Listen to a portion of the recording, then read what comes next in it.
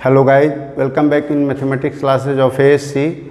आज हम लोग एएससी के इस क्लास में 11th क्लास की शुरुआत करते हैं। 11th में हम लोग बेसिकली सेट थ्योरी को पढ़ करके, रिलेशन फंक्शन को पढ़ करके बीच में छोड़े हुए थे, तो अब उसके बाद फिर रिज्यूम करते हैं 11th क्लासेज के भी, और उसमें हम लोग आज बात करेंगे ट्रिगोनोमेट्रिक फंक्शंस के बारे में। हमारा चैप्टर 3 है। तो ट्रिगोनोमेट्री को स्टार्ट करने के पहले कुछ बेसिक चीज़ें हैं जिनको जान लेना ज़्यादा ज़रूरी है, तो उनको हम लोग जान लेते हैं, फिर आगे की बात करेंगे। सबसे पहले तो ट्रिगोनोमेट्री में एंगल की बात होती है। तो हम लोग क्लास 10th तक जो एंगल पढ़े थे उसमें एक कंप्लीट एंगल 360 के बारे में पढ़ते थे, 360 डिग्री तक।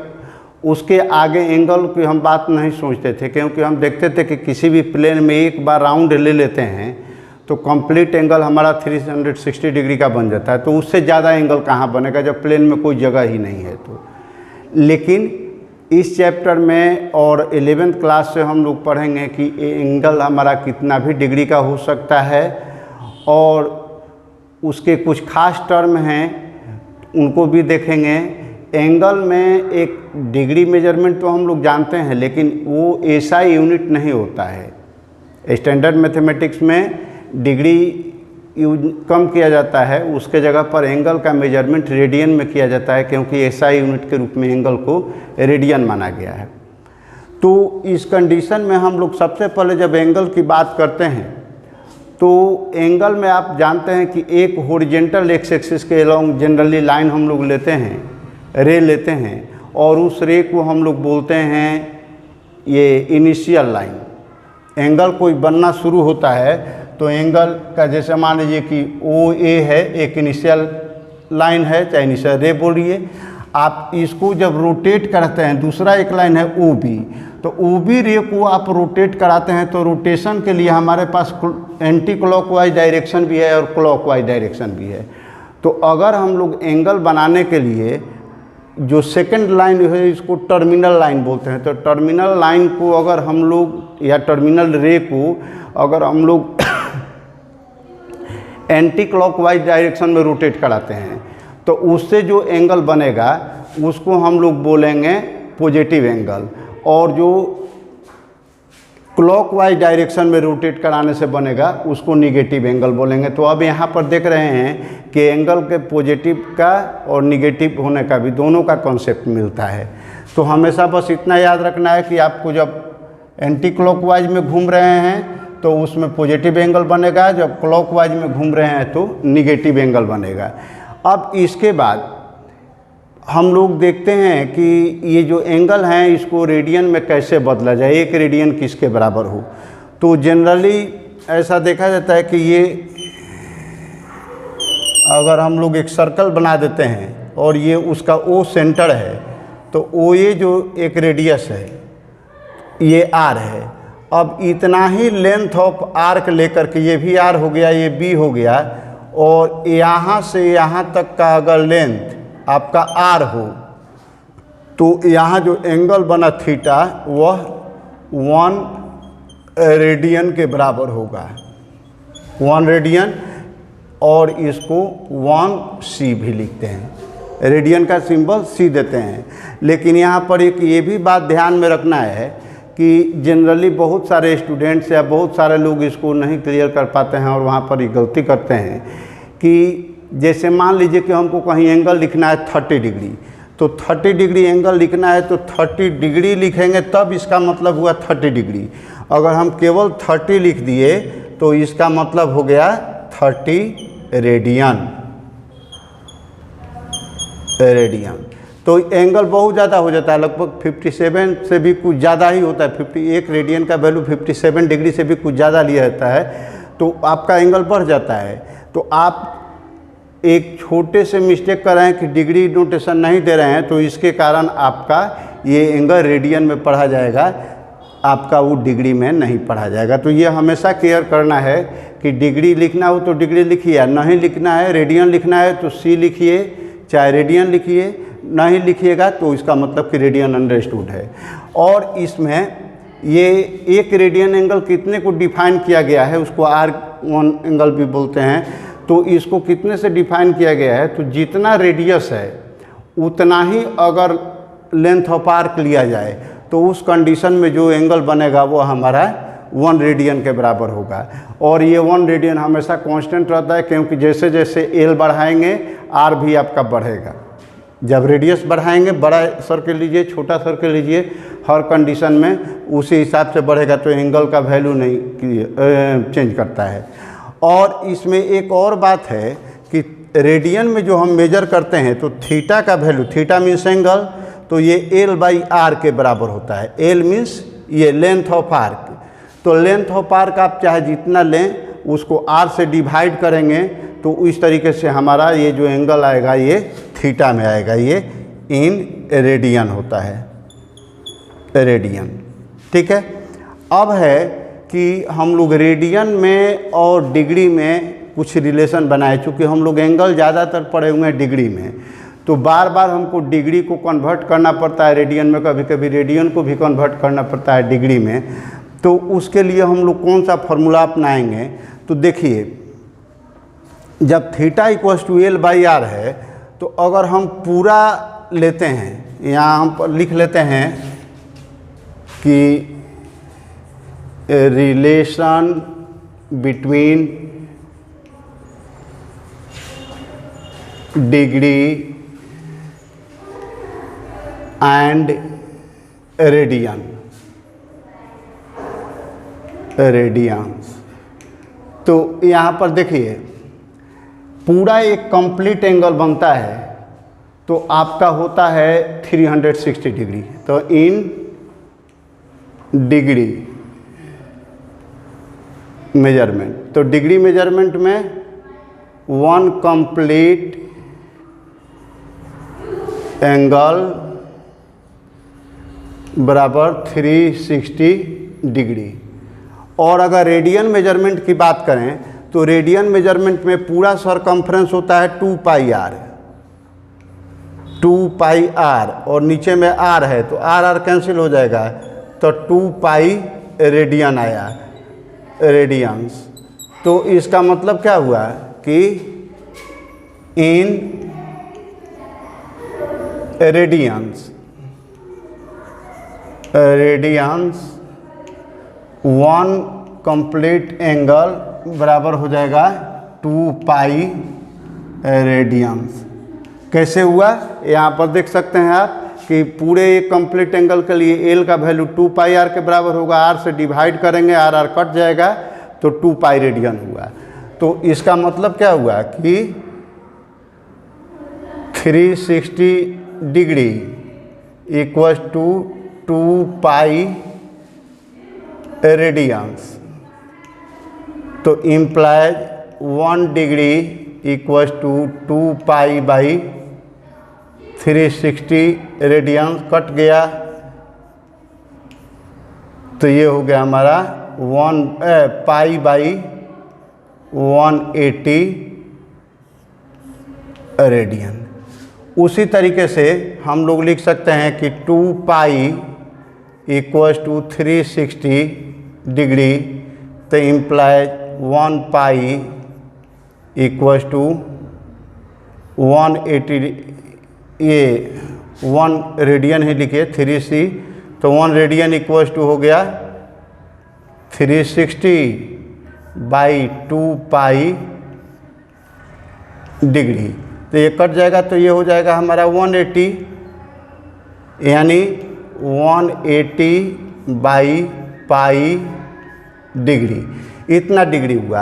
अब इसको हम लोग चाहते हैं कि डिवाइड करके पता कर लें कि कितना एक्यूरेट में आता है। तो एक्यूरेट में प्राप्त करने के लिए देखिए हम लोगों को यहाँ पर लिख सकते हैं कि 180 × 7/22, ये 11 हो गया, ये कट गया 9 हो गया, इतना डिग्री हुआ, यानी आपका हो गया 630 डिग्री बाई 11, इतना डिग्री हो गया। अब इसको देखिए कि कितना होगा। 11 से हम डिवाइड करते हैं तो 11 से डिवाइड करेंगे तो 630 डिग्री, और ये हो गया 5 5, ये हो गया 8, ये कट गया 0, 11 17 77 3, ये कट गया। अब यहाँ पर 3 डिग्री बचा है, तो 3 डिग्री के लिए हम लोग चूँकि जानते हैं कि 1 डिग्री में 60 मिनट होता है और 1 मिनट में 60 सेकंड होता है। मिनट के लिए 1 डैश का यूज करते हैं, सेकंड के लिए डबल डैश का यूज करते हैं। तो अब इसमें हम लोग पहले डिग्री, जब हमारा 3 डिग्री रिमाइंडर बचा तो इसको हम लोग मल्टीप्लाई कर लेते हैं 60 मिनट से, तो 180 मिनट हो गया। अब 11 से फिर हम डिवाइड करेंगे 180 मिनट को, तो 1 टाइम्स गया, यहाँ पर हो गया 11, ये हो गया 7, ये कट गया 0 और 66 हुआ यहाँ पर, तो 4 बचा, ये कट गया, 4 मिनट बचा। अब इसको फिर हम 60 से सेकंड से मल्टीप्लाई कर देंगे तो 240 सेकंड हो गया। तो अब 11 से 240 सेकंड को डिवाइड करेंगे तो 2 आएगा, यहाँ पर 22, ये 2 आ गया, ये कट गया, यहाँ पर 2 आया, तो अप्रॉक्सीमेटली 2 होता है। तो 21.9 ले सकते हैं, 8 आएगा तो हम लोग अप्रॉक्सीमेटली उसको 22 ले लेते हैं। तो हमारा फाइनल वैल्यू कितना हुआ है? 57 डिग्री 16 मिनट 22 सेकंड एप्रॉक्स। तो इस तरीके से आप रेडियन को डिग्री में कन्वर्ट कर सकते हैं। तो अब हमारे पास फार्मूला क्या हो गया? हमारे बुक की एक्सरसाइज में शुरू में यही क्वेश्चन दिया गया है कन्वर्जन के लिए। तो जब डिग्री दिया हो, रेडियन में बदलना हो, तो जितना डिग्री है उसमें पाई बाई 180 से मल्टीप्लाई करेंगे और पाई को वैसे ही रहने देंगे। 180 कटा करके जितना आता है, जो फ्रैक्शन में आएगा नंबर, उतना पाई लिख लेंगे। और अगर हमको रेडियन दिया हुआ है उसको बदलना है, तो रेडियन को बदलने के लिए 180 बटा पाई से मल्टीप्लाई करेंगे। तो 180 बाई पाई से मल्टीप्लाई करके, और जो वैल्यू आएगा डिग्री में आएगा। डिग्री को आप कन्वर्ट करना चाहते हैं तो इसी तरीके से पहले डिग्री को डिवाइड कीजिए, जो क्वोशेंट आएगा वो डिग्री हो गया, रिमाइंडर बचा उसको 60 से मल्टीप्लाई कीजिए तो मिनट में आएगा। फिर उस मिनट को उसी से डिवाइड कीजिए, तो जो आएगा क्वोशेंट वो आपका मिनट हो गया। बाकी जो बचा उसको सेकंड है, तो 60 सेकंड से मल्टीप्लाई करके सेकंड में कन्वर्ट कीजिए, और तब उस सेकंड वाले को फिर उसी से डिवाइड कीजिए, डिवाइजर से, जो आएगा क्वोशेंट आपका वो सेकंड में हो जाएगा। सेकंड से छोटे यूनिट में हम लोग नहीं जाते हैं। तो इस तरीके से आप कन्वर्जन देख लिया। अब इसके बाद इसमें दिया हुआ है कि फाइंड द एक्सरसाइज 3.1 में find the radian measures corresponding to the following degree measures. तो इसमें डिग्री मेजर जैसे 25 डिग्री दिया है, तो क्या करेंगे? 1 डिग्री का वैल्यू हम लोग देखे हुए हैं कि पाई बाई 180 रेडियन होता है। तो लिखेंगे कि since 1 degree equals to pi by 180 radian, therefore 25 degree equals to 25 into pi by 180, कटा लेंगे, जितना आएगा उतना आपका रेडियन में हो जाएगा। उसी तरीके से -47 डिग्री 30 मिनट दिया हुआ है, तो माइनस में माइनस पहले ही बाहर निकाल देंगे। और 47 डिग्री 30 मिनट है, तो इसको थोड़ा सा देख लेते हैं कि लिखने का स्टाइल कैसे होगा। सेकंड वाला जो क्वेश्चन है माइनस वाला, फर्स्ट का तो बताया था 25 वाला का। अब -47 डिग्री 30 मिनट दिया हुआ है, तो -47 डिग्री 30 मिनट, तो उसको हम लिख सकते हैं -40 या +30 मिनट है तो 30/60 कर लेंगे, तो ये कट जाएगा, तो ये हो जाएगा 2 और ये हो जाएगा 1। तो इसको सीधा करेंगे तो 81/2 डिग्री आ जाएगा, तो -81/2 डिग्री हुआ। अब आप जानते हैं कि 1/1 डिग्री का वैल्यू पाई बाई 180 रेडियन होता है, तो -47 डिग्री 30 मिनट का वैल्यू -81/2 इंटू पाई बाई 180 हो जाएगा। ये कटा देंगे 9 से, तो 9 टाइम्स कट जाएगा, ये कट जाएगा 20 टाइम्स, तो यानी -9 पाई/40 रेडियन हो गया। इसी तरीके से बाकी आप कन्वर्जन कर सकते हैं। 2 में दिया हुआ है कि find the degree measures corresponding to the following radian measures. जहाँ पर ज़रूरत हो पाई का वैल्यू आपको 22/7 यूज करना है। तो कह रहा है कि 1 में है कि 11/16, तो 11/16 रेडियन होता है, तो 1 रेडियन का वैल्यू होता है आपको 180/पाई डिग्री, तो 180/पाई इंटू पाई नीचे है तो 22/7 नीचे रहेंगे, तो 7/22 डिग्री ऊपर हो गया। अब 11/16 रेडियन है तो 11/69 × 180 × 7/22 करके कटाएंगे इसको, तो 11 से 2 टाइम्स कट गया, 2 से फिर 90 बार में कटा, फिर 2 से कट गया 45 और 8, तो इसको मल्टीप्लाई करेंगे तो 315/8 डिग्री हुआ। आप इसको कन्वर्ट कर देंगे, जैसे अभी हम लोग रूल देखे हुए थे तो उसके हिसाब से आप कन्वर्ट करेंगे तो 39 डिग्री 22 मिनट 30 सेकंड आ जाएगा। ऐसे ही इसका 3 नंबर क्वेश्चन कहता है कि a wheel makes 360 revolutions in 1 minute through how many radians does it turn in 1 second. तो आप देख रहे हैं कि व्हील है तो 1 सेकेंड में ये 1 मिनट में 360 रिवोल्यूशन बनाता है, तो 1 मिनट का मतलब कि 60 सेकेंड, यानी 60 सेकेंड में 360 रिवोल्यूशन, तो 1 सेकेंड में कितना बनाएगा, तो 360 डिवाइडेड बाय 60 तो 6 रिवोल्यूशन हुआ। और 1 रिवोल्यूशन में आप जानते हैं कि 2 पाई का मैंने कंप्लीट एंगल बनता है, तो 2 पाई रेडियन बनता है, तो angle made in 1 second equals to 6 × 2 pi यानी 12 पाई रेडियंस। फिर 4 में कह रहा है कि find the degree measure of the angle subtended at the centre of a chord circle of radius 100 centimetre. तो आर का value 100 centimetre and by an arc of length 22 centimetre, तो एल का वैल्यू 22 सेंटीमीटर हो गया, तो theta is equal to L by R, तो 22/100 कर लेंगे, उतना रेडियन हो जाएगा आपका। फिर 5 में कह रहा है कि in a circle of diameter 40 centimetre the length of a chord is 20 centimetre, find the length of minor arc of the chord. तो देखिए एक हमने फिगर बना करके दिखा दिया, 40 सेंटीमीटर डायमीटर होगा, तो डायमीटर 40 तो रेडियस हो जाएगा 40/2 यानी 20। अब कॉर्ड आपका हो गया 20, तो रेडियस जो है ये दोनों साइड है या कॉर्ड आया तो सब 20 का है, तो इक्विलेटरल ट्रायंगल बनेगा। इक्विलेटरल में आप जानते हैं कि एंगल यहाँ पर 60 डिग्री बनता है, तो थीटा हो गया 60 degree case of equilateral triangle, तो 60 को π/180 से मल्टीप्लाई करेंगे तो π/3 हो जाएगा, ये कट जाएगा तो π/3 हो गया। तो L बराबर R इंटू थीटा, तो 20 × π/3 यानी 20 π/3 सेंटीमीटर हो गया आपका आंसर।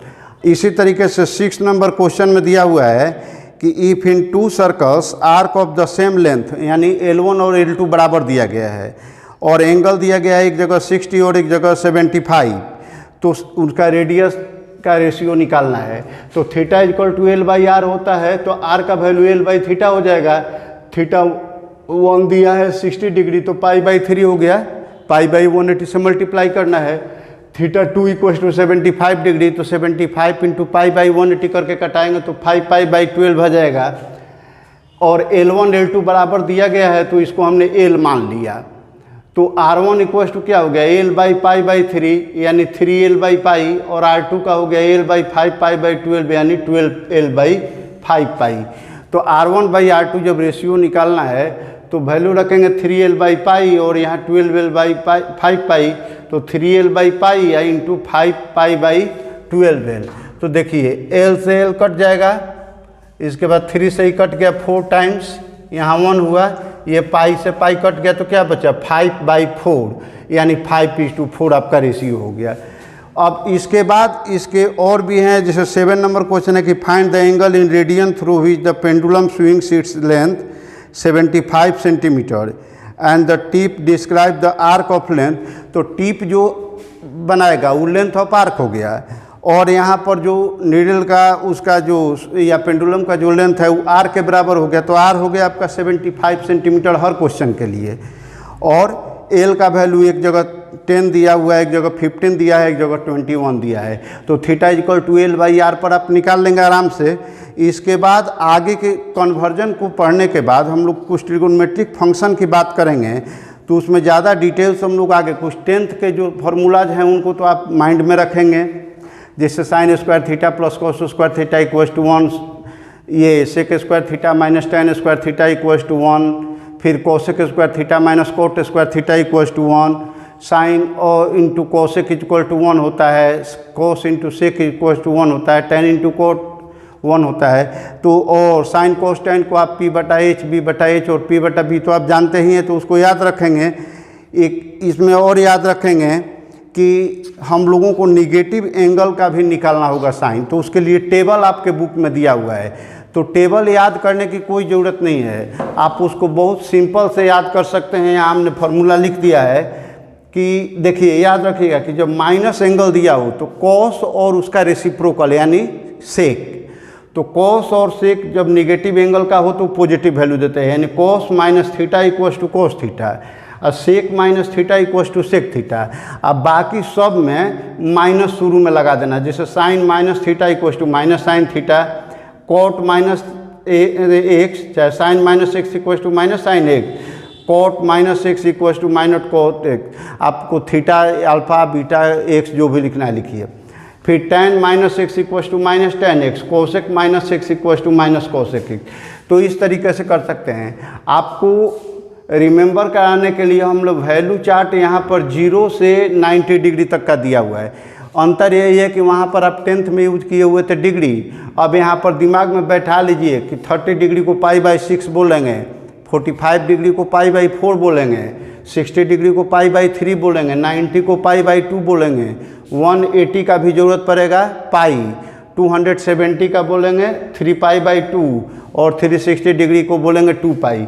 तो इतना वैल्यू 0 से 90 डिग्री तक का वैल्यू आपको याद है ऑलरेडी। साइन का नहीं भी याद हो, याद कर सकते हैं। साइन में 0 का 0 होता है और 90 यानी π/2 का 1 होता है, और इसके बाद बीच वाले का यानी π/4 का वैल्यू हमेशा 1/√2 होता है। अब एक बच गया 1/2 और एक बच गया √3/2। तो जब साइन में चलते हैं तो 0 से 1 की ओर बढ़ते हैं, यानी कम से ज़्यादा, तो कम एंगल का कम वैल्यू, ज़्यादा का ज़्यादा वैल्यू, यानी 1/2 और √3/2 आप याद रखिएगा। तो 1/2 होगा 30 का और √3/2 होगा 60 का।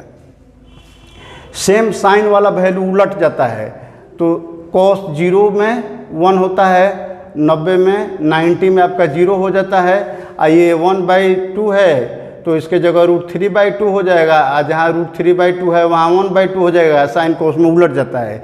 आप π/4 का ये हमेशा बराबर रख देते हैं, याद रखिएगा कि हमेशा π/4 का वैल्यू बराबर आएगा साइन और कॉस के लिए।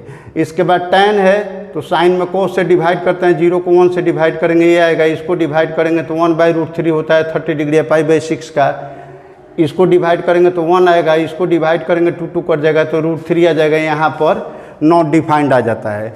और इसके बाद जो पाई है दूसरे साइड में चलते हैं, तो पाई के लिए साइन में पाई का वैल्यू 0, कॉस में पाई का वैल्यू -1 और tan में पाई का वैल्यू हो जाता है 0। याद रखिएगा जहाँ पर इन्फिनिटी को रेसिप्रोकल करना है तो 0 और 0 को रेसिप्रोकल करना है तो इन्फिनिटी होगा। वैसे ही यहाँ पर 3π/2 में चलेंगे तो साइन का -1 हो जाएगा, कॉस का 0 हो जाएगा, tan का हो जाएगा नॉट डिफाइंड, और 2π में चलेंगे तो 0 और 2π वाला वैल्यू सेम होता है। तो इस तरीके से आप कुछ वैल्यू याद कर लीजिए। इसके बाकी फार्मूला को भी हम लोग राइट डाउन करेंगे, आप बुक से भी याद कर सकते हैं, और उसके बाद वीडियो में मिलते हैं आगे। तो आगे के प्रॉब्लम को 3.2 ऑनवर्ड्स एक्सरसाइज को हम लोग देखेंगे, उसकी बात करेंगे। तो मिलते हैं अगले वीडियो में। Thank you, best of luck.